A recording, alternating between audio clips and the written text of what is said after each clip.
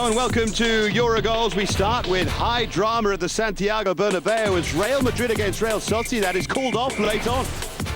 In Germany, Bayern Munich come back from the dead against Stuttgart and Schalke missed their chance. The big game in Holland is a real thriller as PSV's legendary defence is finally breached 3 times. And a sumptuous display from Milan in Serie A as Sheva celebrates his Ballon d'Or.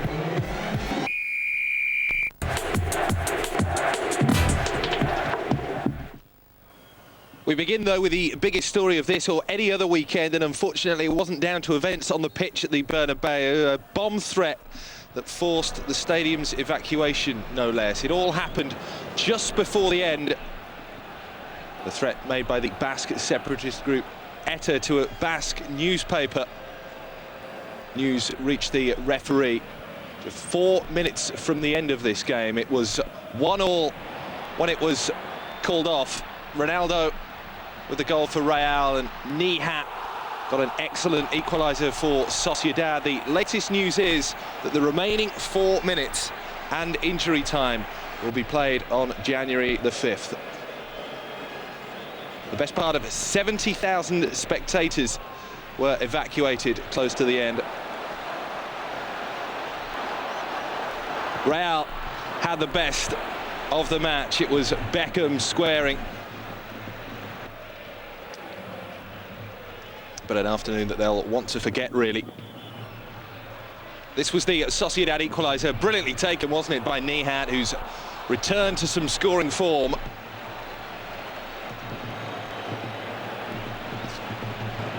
But it all ended rather sourly.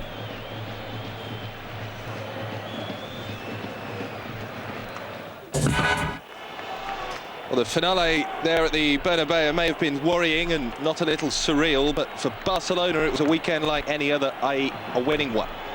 Andres Iniesta put them one up at Albacete here before most fans had even settled into their seats. Just a minute and a half on the watch when the under-21 international embarrassed home defender Francisco Peña before slotting home.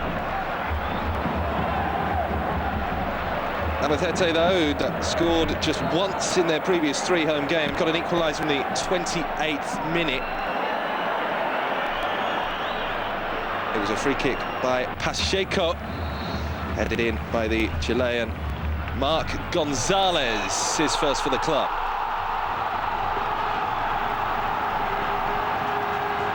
The frightening thing about Barca this season is the ability of so many of their players to find inspiration when the team need it most. When Ronaldinho or Deco aren't pouncing on any slight error, Xavi can do it. This brilliant volley coming just 6 minutes from the end was his 3rd goal of the season. Brought Barca a 12th win in 15 matches, their 5th away. That gives them a really commanding advantage at the top of the table now. 9 points, no less, over, of all teams, Espanyol. Barcelona's 2 sides, 1 and 2 in La Liga for the first time in a very long while. Espanyol got their 3rd straight win here. The follow-up from Pochettino for the opener in the 25th minute. That was his first goal since May. Mallorca thought they'd done enough to clear that, with Cortez getting in the way of Dani's header, but looped spectacularly back over. After that, Hugo Ibarra was adjudged to have pushed Juan Fernando Arango. Controversial decision, really. The referee pointed to the spot. It looked a bit harsh, didn't it? Maybe justice was served. A terrific double save by Carlos Kameni. He's faced 3 penalties this season, the Cameroonian, and he saved them all. Espanyol got a 2nd goal before the break, 35 minutes. De La Peña with the run and delightful chip. It deserved a goal. Back off the crossbar, Oscar Serrano drilled it in.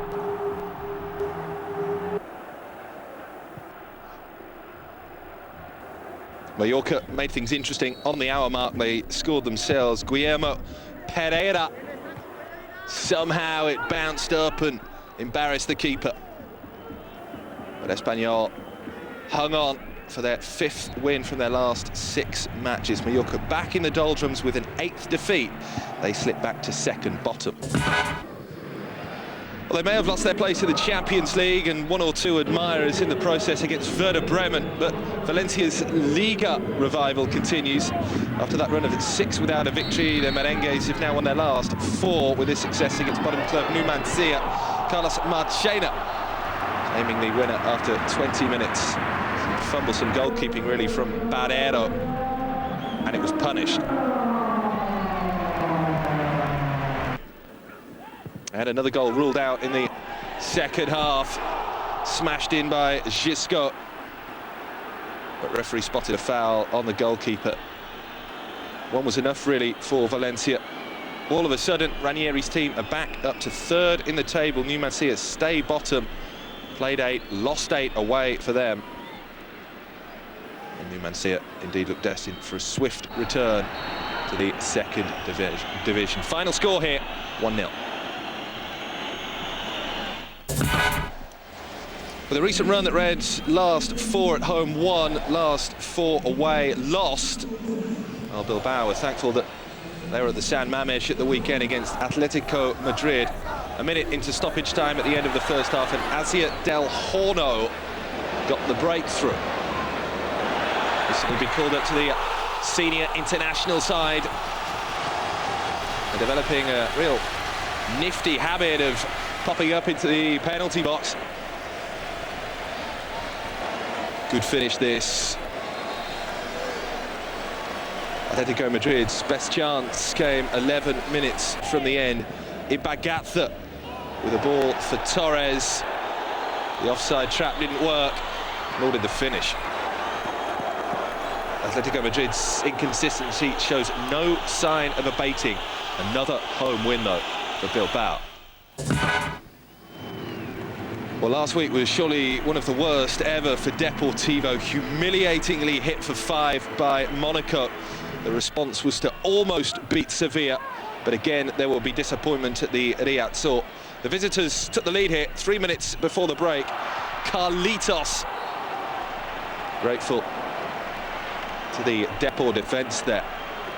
Pablo Amo's error, and Carlitos bounced.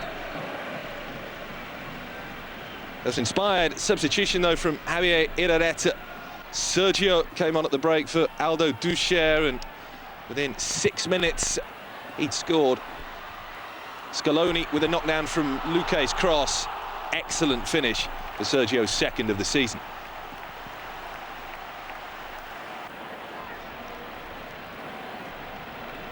The Argentinian Scaloni was man of the match, and he scored 3 minutes from time. It was his first goal since February, as Depor were rubbing their hands at the thought of a victory after the Monaco debacle. But again, they made things difficult for themselves. 2 minutes into stoppage time at the end, and Sevilla nicked an equaliser. There were remarkable similarities with Depor's 2-2 draw with Santander the previous weekend, where it was a La Coruña team who got a last-gasp equaliser there. They're on the receiving end. Baptista with his 6th goal in his last 6 matches. Sevilla stay 5th, Depor are 8th. This one finished 2-2.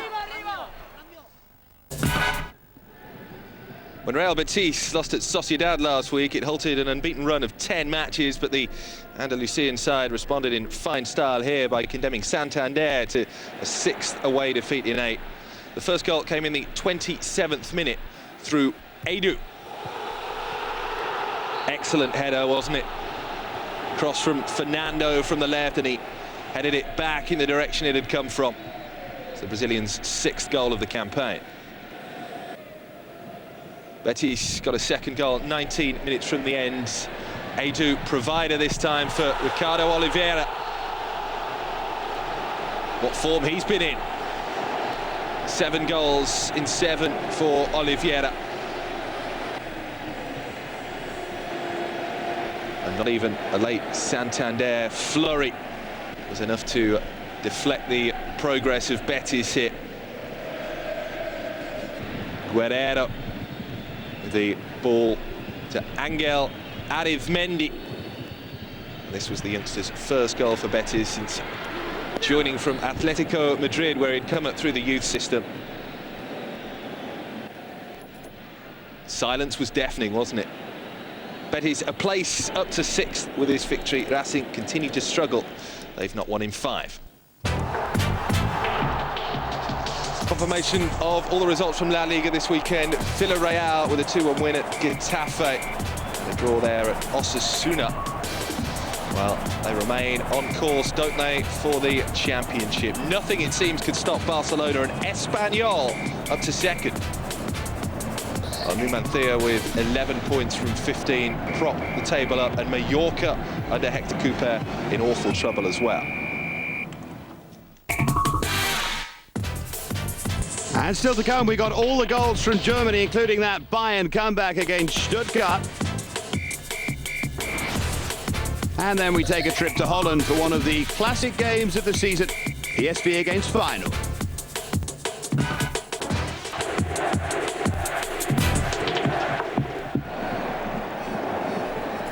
Well, first against third and a second chance for Felix Magath to take on his old club. Bayern had already beaten Stuttgart in the cup, but this looked like being a very different story. Del Pierre's excellent near-post header and Silvio Meister ramming it home, and Stuttgart led by a goal to nil. That was just on the half hour, and Oliver Bierhoff now very much involved in the national side with Jürgen Klinsmann in conversation with Karl-Heinz Rummenigge at half-time. Rummenigge wasn't smiling just after the hour mark. Kaká with a shot, spilled by Oli Kahn, and Kevin Kuranyi putting Stuttgart 2-0 up at the Olympiastadion. But then a double for Bayern. A great comeback, a super hit from Claudio Pizarro. Headed down by Guerrero.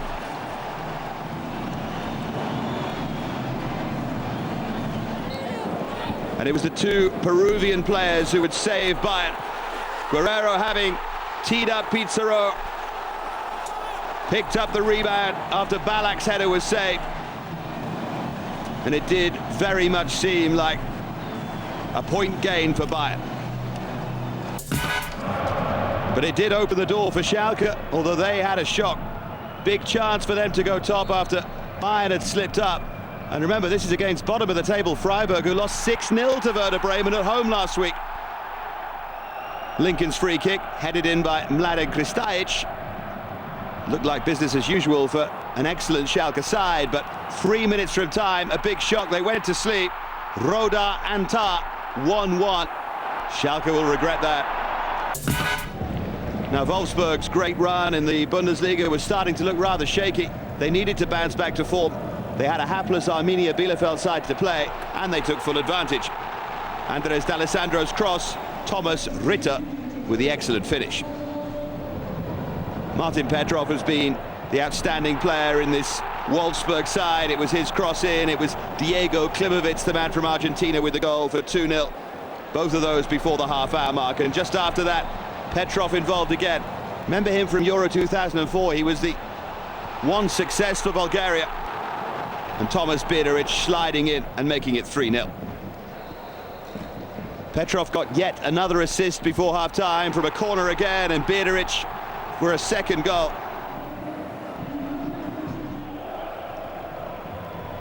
And then just for good measure, foul on Biederic by Gabriel. And guess who takes the penalties for Wolfsburg? It is their star man Martin Petrov. Super penalty, 5-0. They're right back to form. Elsewhere, big win for Hertha Berlin away against Hanover, and a good win for Hamburg as well in Bochum, and poor old Mainz, well, their star is really falling. Nuremberg winning there. So Bayern level on points with Schalke at the top. They have it on goal difference though. Stuttgart, you can see how big a chance they missed against Bayern, and Wolfsburg have bounced right back up to 4th place. Mainz now in the bottom half after they had been in the top 3. They're dropping like a stone, and look at Dortmund, only 4 off relegation.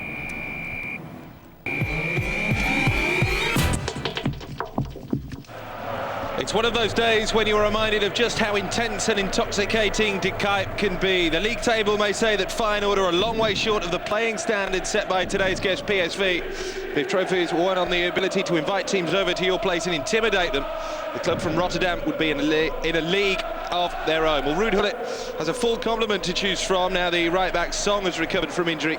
Perhaps surprisingly, though, the coach leaves Romeo Castellan on the bench. PSV's defence is record-breaking. 12 matches and 40 minutes now they've gone without conceding an Eredivisie goal. There's just one change, and it is in that defence from the team that was mauled by Panathinaikos in the Champions League. Andre Uya comes back in for the Korean league. It's one of the Dutch League's classics. It's a mini triangular tournament that tends to decide the Eredivisie title. Feyenoord, PSV and Ajax, of course, but they reckon without the form of AZ this season. A frantic opening to this game.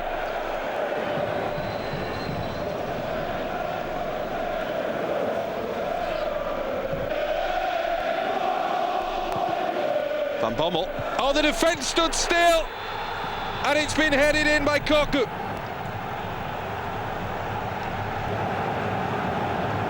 The lack of communication there really undid Feyenoord. Saidi and Pave looking at each other. They each expected the other to pick up Cocu, and they were queuing up. It was Alex as well. And Jefferson Farfan went near post. That's Philippe Cocu's third goal since he's come back to PSV. It's a start, really, that stunned Feyenoord. 1-6 of their 7 matches here so far this season. And Hossam Ghali, player preferred really to Castellan, bounced potentially awkwardly for Gomez. Thrown by Gore. Basto. Leading his way through. Gore. Not far away either. He's having a good season for Feyenoord, Bart Gore. This was good play, got away from Moya. Nice shimmy as well, beyond Alex.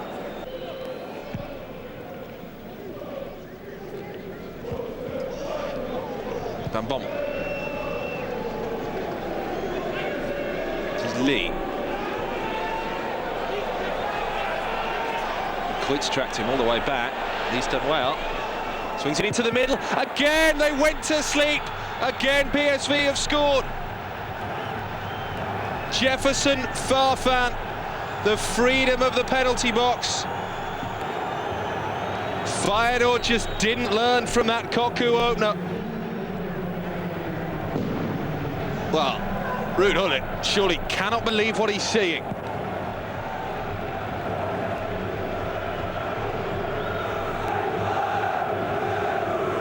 Lee set it up, cut back inside, a runner went near post, and, well, the two of them just stood there again.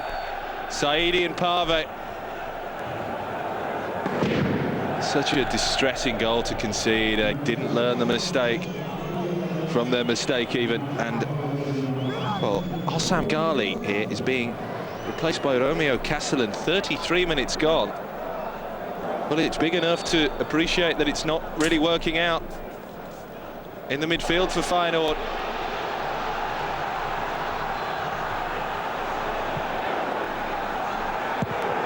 Hit by Gore, he's unlucky!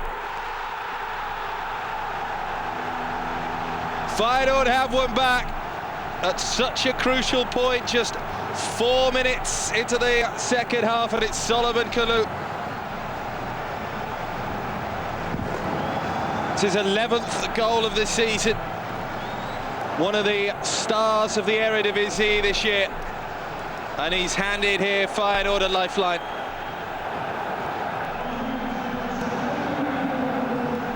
It's Kalou, who tried to break through initially. Good ball straight onto the left boot of Bart Gore, who controlled his volley excellently.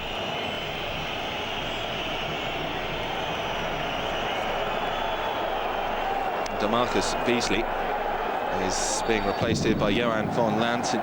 Beasley has picked up a knock there.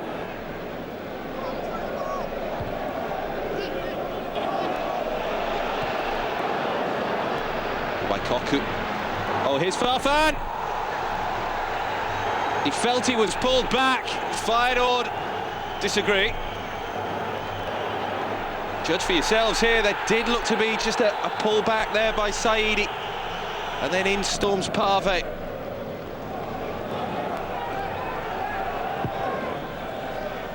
Launched long. Oh, misjudged. And here's Dirk Kuyt. Goalkeeper came out and shut him down. It's been well shackled thus far, Dirk Kuyt. Eredivisie's top scorer.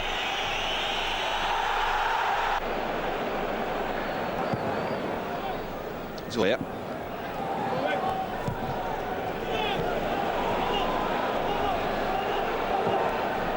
Park.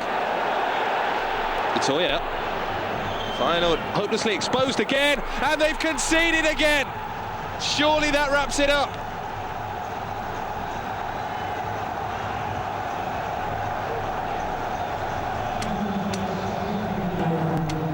Awful play in the defence again from Feyenoord. They can't believe it. Broke down the right-hand side and Oya made the dart. Nicely slipped through. Hint of offside in the middle. Here comes Oya. And Beasley far post knocks it in. So scored the consolation at Panathinaikos in that Champions League defeat, that heavy defeat, the 4-1. As PSV were already assured of their place through. First time they'd done it. 9 attempts in the Champions League. Here come PSV again, so full of confidence. Pulled back there by Park. Well, Oya could have made this humiliating for Feyenoord. Can't believe he hasn't finished it off. Ball in for Park, terrific reverse ball instinctively by Park. Kalou, lovely little turn there by Kalou. Well, player's been waved on, and Shinji Ono has tucked it in. Rene Timming played the advantage, and Feyenoord are grateful for it. With 8 minutes to go, it's back to 3-2. Bouffel's been involved since coming on. It was his little nudge and Kalou went down. Oya couldn't deal with it.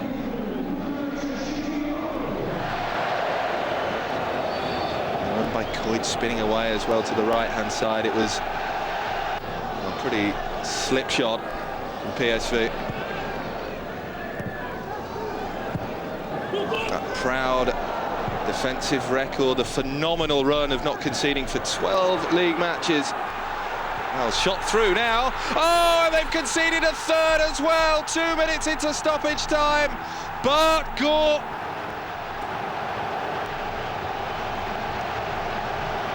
How on earth PSV have let Feyenoord back at them is anyone's guess. Well, they just want to make the league title race more interesting, don't they? Of course they do. 3-3 at the Kuip, a thrilling finish. 2 Feyenoord goals in the last 8 minutes. And having not been breached in a quite phenomenal 1,159 Eredivisie minutes in the space of 90 in Rotterdam, PSV have lost 3 goals. Well, they were 3-1 up here. They won 3-1 here last season, PSV. Ruud Gullit is able to take a point from a classic at the Kuip.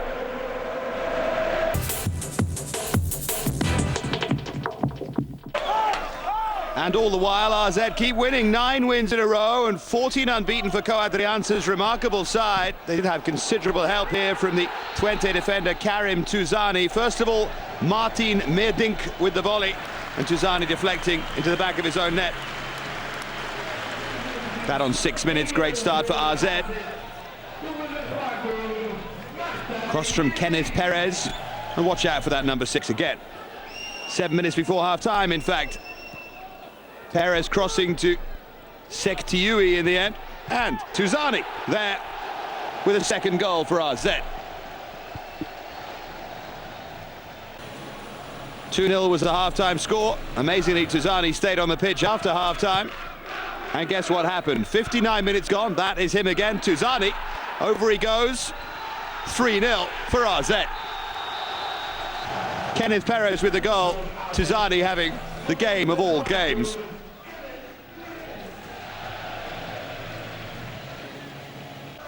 '67 minutes. Penalty conceded by Twente. Lanzar making it 4-0. Just after this, Tuzani flew into a challenge against Meerdink. It has probably ended his season. And then the game was ended 3 minutes from time. Kenneth Perez with his 10th goal of the season. RZ 3 points behind. I would give you the phone number of Karim Tuzani's agent, but not entirely sure he'd be interested. He'll have better games. And the final score, amazingly for RZ, what a run, 5-0.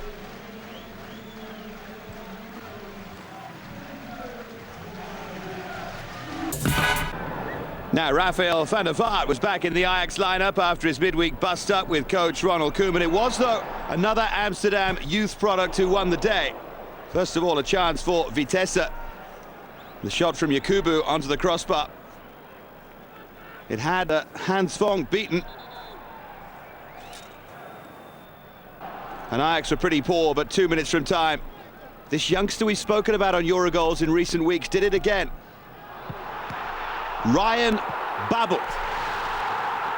He really is making some headlines. He's only just come out of the youth academy at Ajax. And he's already getting on the score sheet. That's his second of the season. Babel with the winner. 1-0 for Ajax. And elsewhere, Heerenveen scraped a 1-0 win against Groningen. De Graafschap 3-2 winners against NEC. And what was probably the game of the weekend. PSV's lead is cut by RZ, no one else, to 3 points. And perhaps most remarkably, RZ 5 points clear of their nearest challenger. Is Adriaanse's side going to be the only realistic challenger to PSV, I wonder? Down at the bottom, well, the usual suspects as we see for most of the season. Den Bosch, De Graafschap and Roosendaal, all in trouble. Stay with us. Coming up after the break on Eurogoals, we go to Italy and Serie A. And to Portugal as well, a shocking heavy defeat for Benfica.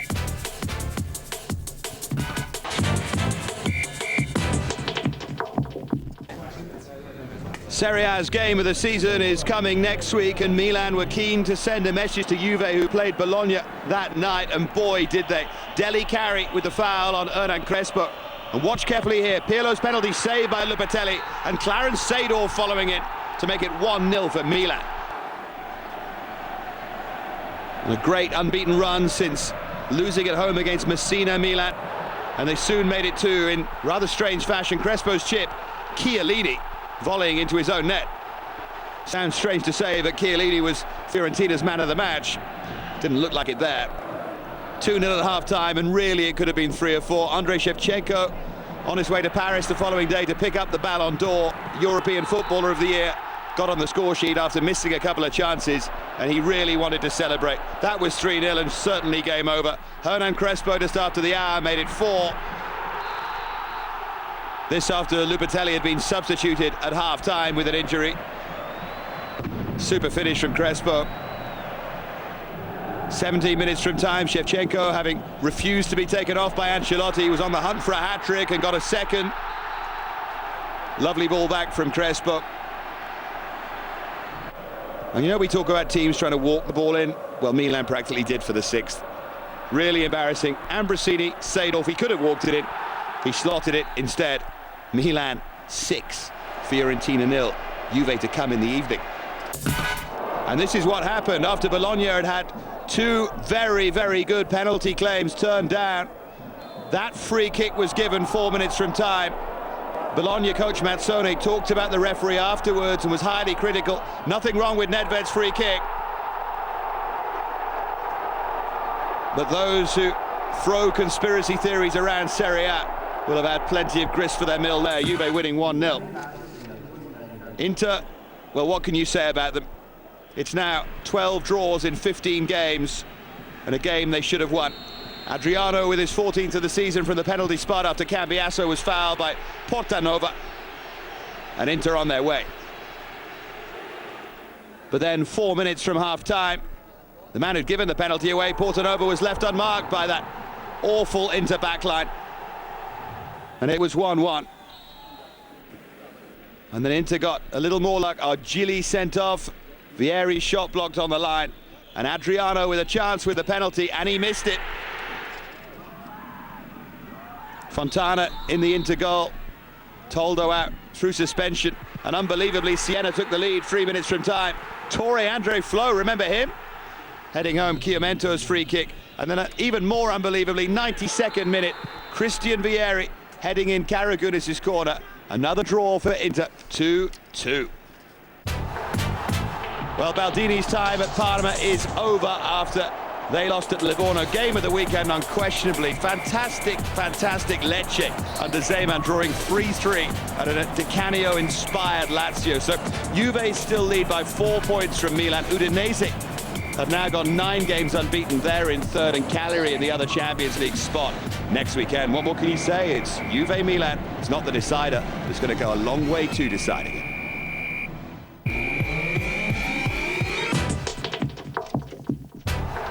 Some big city derbies in the Premiership this last weekend. Arsenal, Chelsea 2-2 at Highbury got all the headlines. Everton won, the Liverpool won.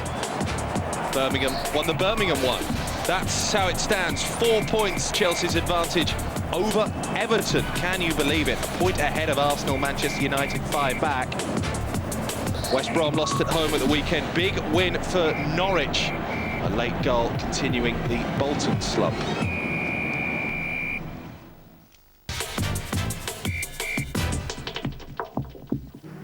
While FC Porto were busy away representing Europe and on their way to winning the World Club Championship against Once Caldas, it was a chance for other sides back home to steal a march on them at the top. Very tight, the top 4 positions of the Superliga, split by just 2 points. Benfica would have been confident of getting something at Belenenses despite their recent inconsistency. Henri Anchouet, though, got the opener for Belenenses.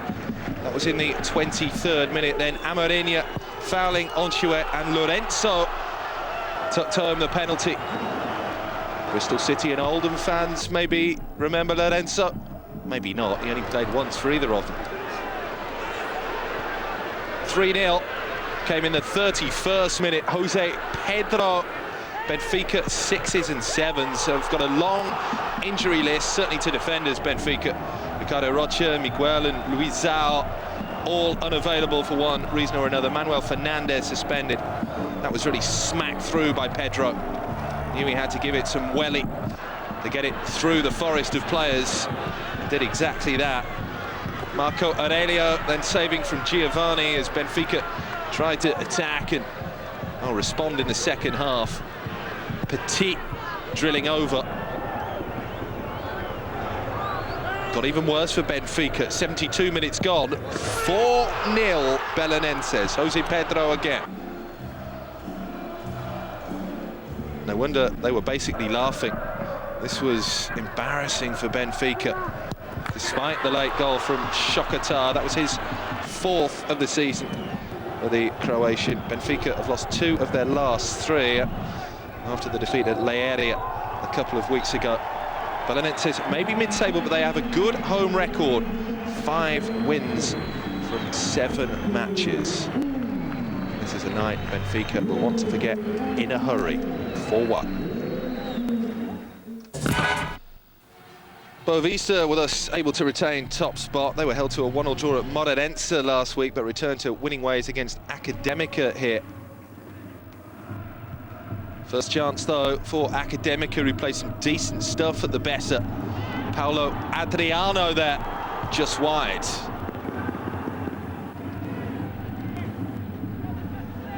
Then Boavista coming forward. How did he miss that? It was Cafu, the player who got the winner at Porto. 90 minutes gone, and Boavista snatched it though. Adair's first goal in over a year. Goalkeeper came out and didn't make it. That's how much it meant to Boavista. 1-0 win with almost no time to spare. Disappointing results for Sporting Lisbon. They were held to a goalless draw at home by Braga. A couple of good 3-1 away wins for Moreirense and 2 goals for Romeo for Guimarães. So Boavista 2 points clear of Porto, who now have a game in hand. That's against Maritimo just before Christmas. Sporting in third, level on points with their Lisbon rivals Benfica. Academica stay bottom.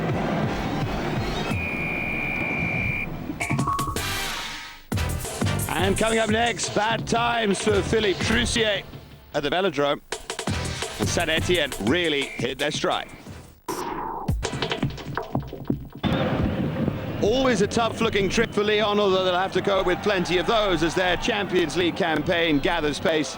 Just one real chance of note, Diarra with the cross. And then Essien, who scored in the week. Very unlucky not to open the scoring here as well. Final score 0-0, not, to be honest, a terrible point for Lyon. Well, an under pressure non-coach in Loïc Amis and a Lille side desperate to pile pressure on Lyon at the top of the table. Good start for Amis as well. He had his son-in-law Hassan Hamada to thank for setting it up. And Shiva, Star and Zigo, for once was a star and gave Nantes the lead. And that's what it meant to Amis.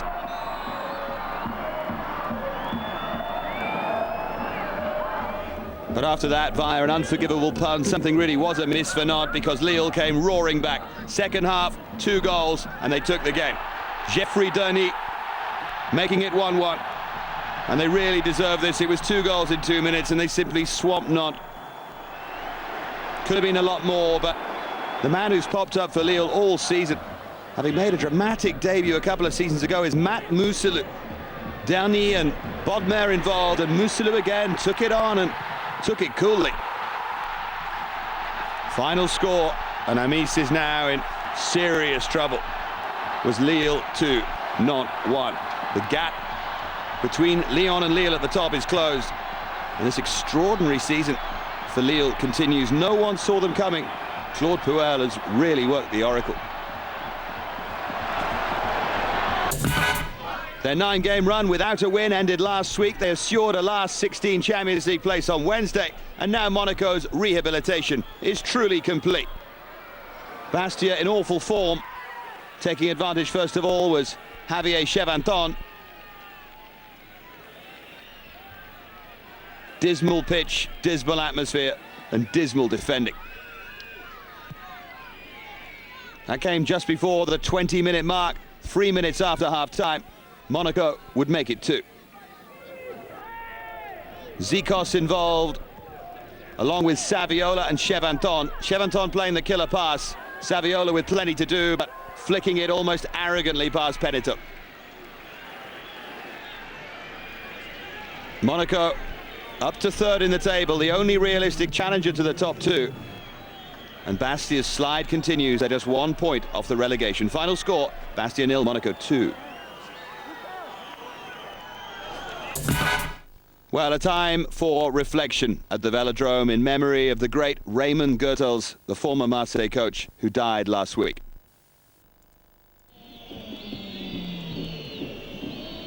Philippe Troussier hopes to build a side in the image of Goethals. This is his first game at the Velodrome in charge of Marseille, and he lost it.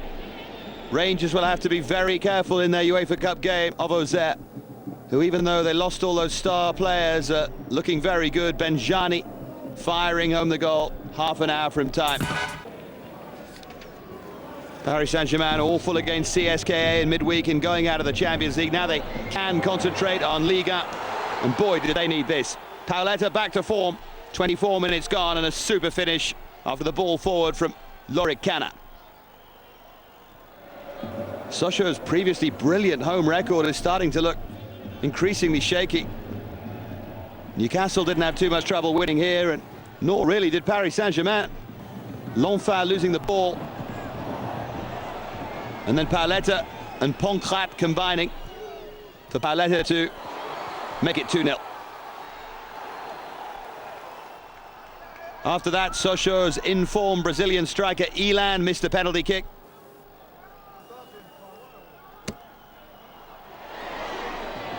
And then 15 minutes from time, there was hope. Zaire with the dribble, and the other Brazilian striker for Sochaux, Franceludo Santos, making it 2-1.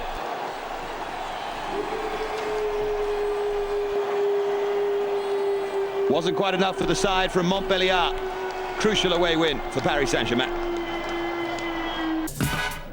Now this is the Saint-Etienne that we wanted to see in Ligue 1, although we could barely see them. And after 4 wins in 6 games, they're starting to look the real deal.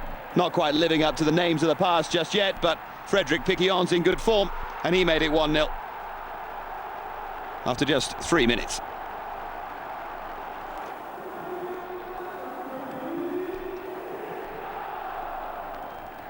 Just after the half hour, thankfully the fog had cleared, just about. Saint-Etienne made it 2-0. Piquion this time the provider, really poor defending, and finished in the end by David Hellebuik. Good work from Sable to set him up.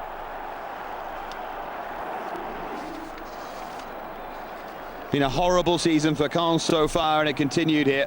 10 minutes before half-time.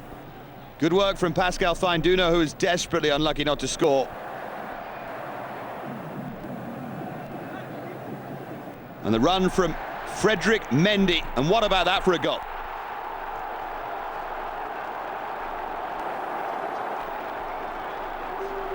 Because of their troubled recent times, Saint-Etienne are most people's second team in France, apart from Lyon fans. And they're starting to enjoy how much Saint-Etienne are enjoying themselves. Right on half-time, Piquion got his second and made it 4-0. Saint-Etienne in a rare position this season. They were able to relax and cruise through the second half. And they've been working on their celebrations too.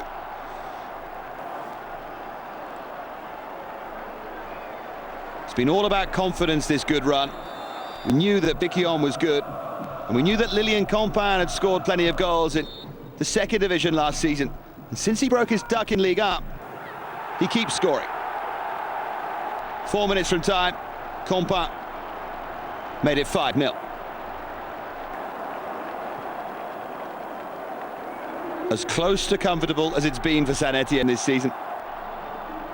They won't have too many opponents who defend as badly as this. Final score though, Saint-Etienne winning 5-0. Elsewhere, Toulouse and Nice and Rennes and Metz, all with good home wins. But the big shock really was Marseille being beaten at home, just as Troussier looked to have turned the corner for them. So Lyon's lead is down to 3. Monaco is still 6 points adrift of Lille in second. Who'd have believed that Lille would be the only team to challenge Lyon? Istres down at the bottom, and look at Bastia, slipping and sliding along with Nantes. Could be a long winter.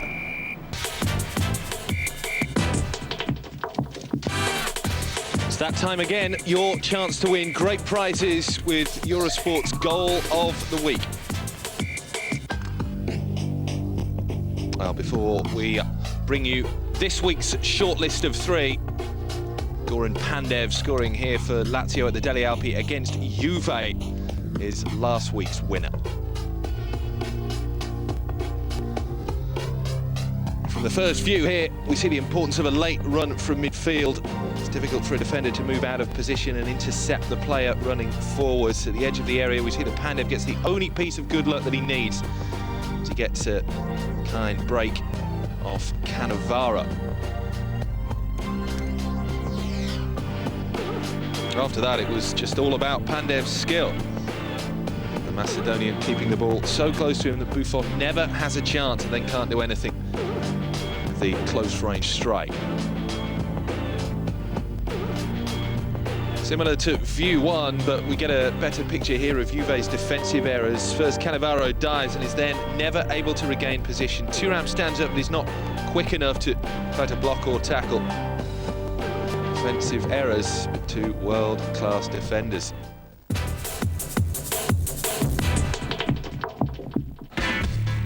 That was last week's winner then, Pandev.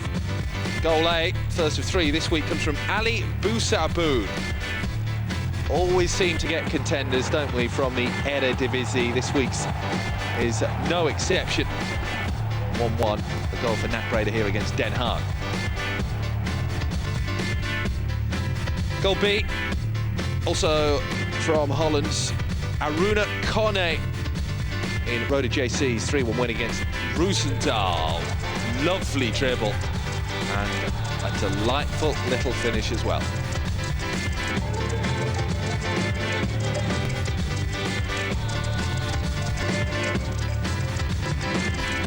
Goal C comes from Fernando of Moreirense. He powered in that fantastic free kick against Beira-Mar. 3 terrific goals there. You know how to vote. Get on the Eurosport website, eurosport.com/gamezone, or text goal to the number on the screen corresponding to the country in which you are watching.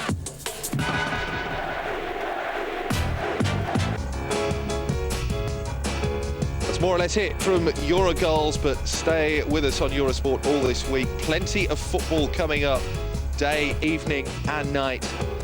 The UEFA Cup match night, the final in the group stage, final match night that is in the group stage. As well, we look back on the best moments from the Champions League this year.